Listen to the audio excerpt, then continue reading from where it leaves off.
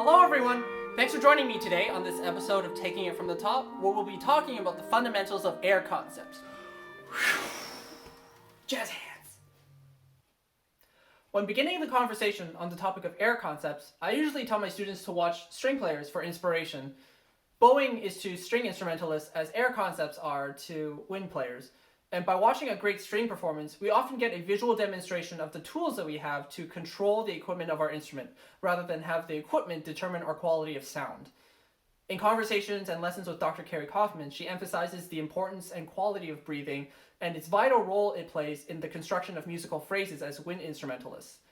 Looking to the sculptures of Michelangelo, for example, there's no way he'd be able to create such awe-inspiring sculptures on a gargantuan scale if he only began with a handful of marble. Let's see what tools we have at our disposal. Similar to how string players have a finite amount of bow that they can use per stroke, we have to be very conscious about how we use our air between each of our breaths. And for that, I have two concepts: air volume and air pressure. On one hand, we have air volume, which is the amount of air that we're putting into the mouthpiece and often determines the dynamic at which we are creating the musical phrase.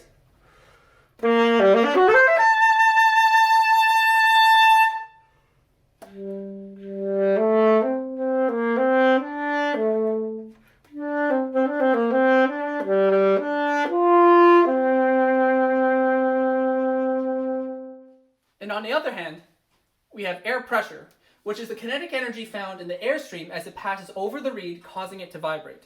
This is probably one of the most important aspects of our practice, as it determines if the instrument responds on time, every time.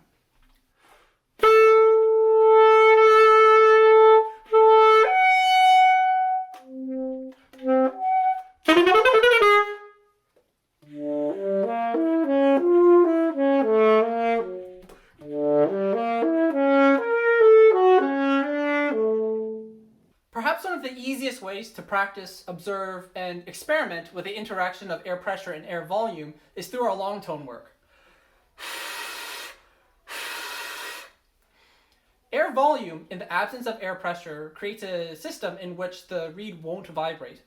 Conversely, if we play with just enough air pressure and low air volume, we're able to create these super soft niente dynamics on the saxophone.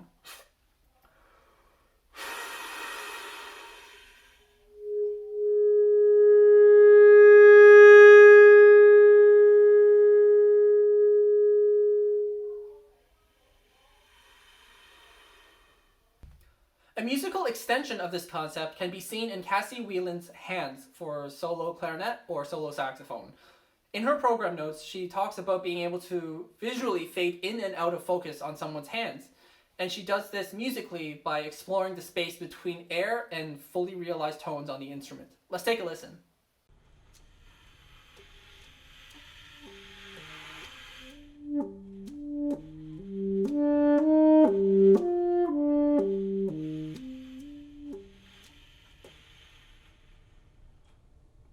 It's important to take note of the different mechanisms we have available to us to be able to control and manipulate the related but independent factors of air pressure and air volume. First of all, we can approach the instrument with a much more active and supported airstream. Over on D'Addario's channel, Dr. Nathan Knabb and Kimberly Colavano provide several exercises to cultivate a much more supported airstream. Second of all, with our understanding of voicing concepts, we can change and manipulate the aperture of our oral cavity to help focus the air as it leaves our body and enters the saxophone. By understanding the relationships between air pressure and air volume, and focusing these lessons through a stable embouchure, we're able to set ourselves up for a successful trajectory through the development of saxophone fundamentals. Where things get interesting, though, is when we incorporate the element of air speed, which will then allow us to get access to overtones and altissimo without excess manipulation of the embouchure.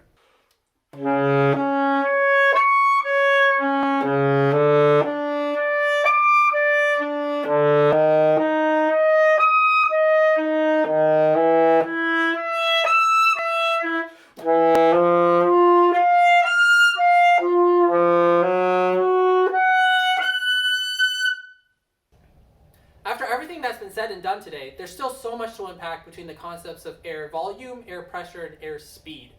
I'm certainly exploring these concepts every day in my own practice, and I hope this insight has helped you a little bit in your own playing.